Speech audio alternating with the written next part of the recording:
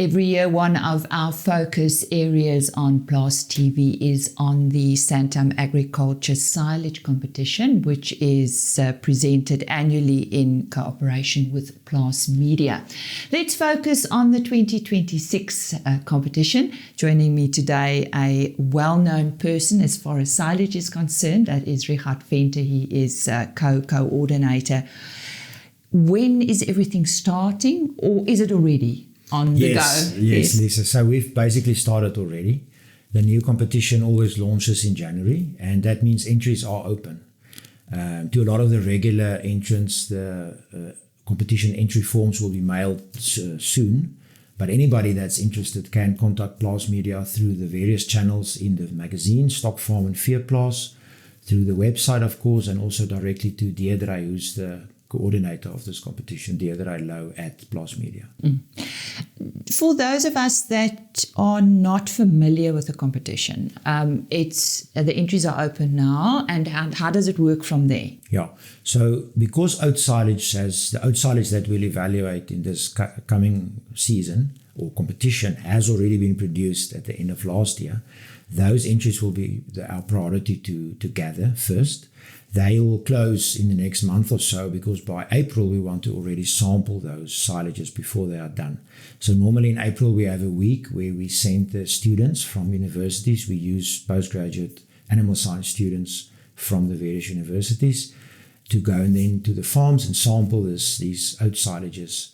This will be done in April, as I said. Then we still open for maize and sorghum silages for entries until May.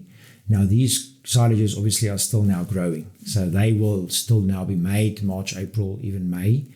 Then the entries will close sort of around May, and we'll sample those in July normally. So then again, by that time we'll use the same or other students who then go to the farms during the winter to take these samples from the farms, and then all the data is then processed, and the winners and the category winners are only awarded at the end of the year. What's new? Very exciting this year. It's our 12th season, but we have something brand new coming, and that is the testing of mycotoxins. So we've not had this before. We got a very nice sponsorship from a company called Patent Co.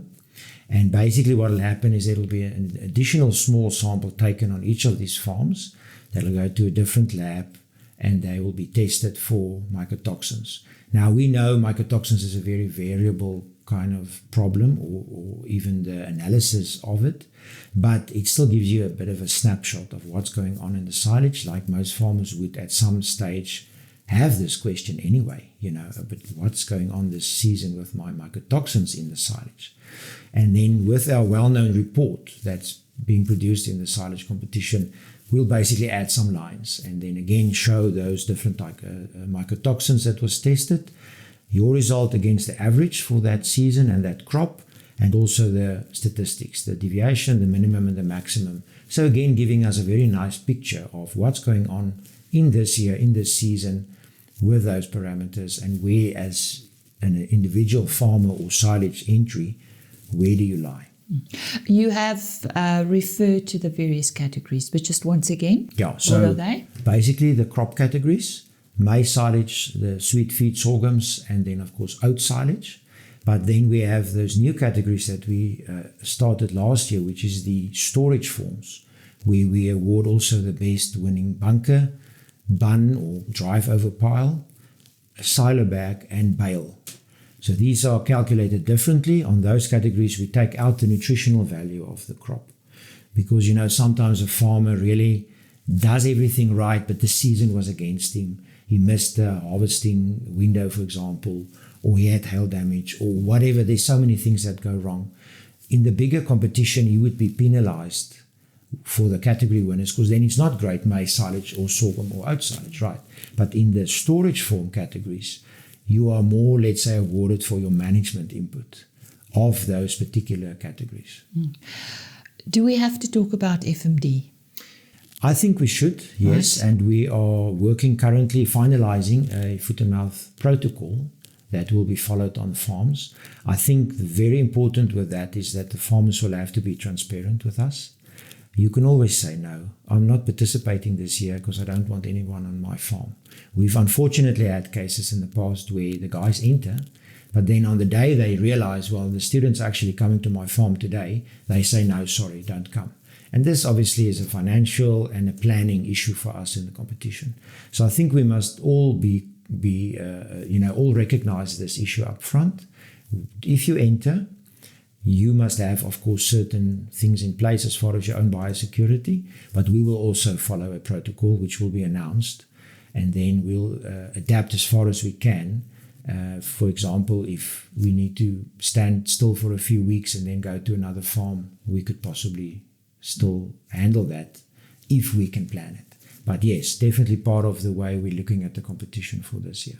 Richardt, just for those of us that are not familiar once again with how this competition works, how do we enter? Can anybody enter as a farm personally, or do they have to work through a company? So it's absolutely open.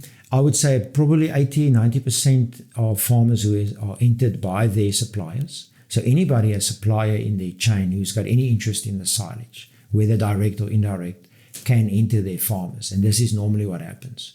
But at the same time, some farmers enter themselves, and this could be for various reasons. Sometimes they want to do it themselves, and they actually use it as a part of their internal quality assurance programs and comparing managers and farms, for example, to each other, where they feel it has less to do with their suppliers and more to do with their own system. Or someone who just don't get a supplier who's interested in entering them but still want to participate. They can just enter themselves. So absolutely open. And of course, the more entries, the merrier. And we also ask really for more oats and more feed sorghum entries. It's always easy to get a lot of maize silage entries. It's obviously the biggest silage in the country. But the other two categories, some years it struggles a little bit with number of entries. The more entries we have, the more the data is worth, because you have good averages and you've got good statistics. Right. Visit our website, agriorbit.com, or contact Deirdre Lowe, Deirdre at plaasmedia.co.za for more information.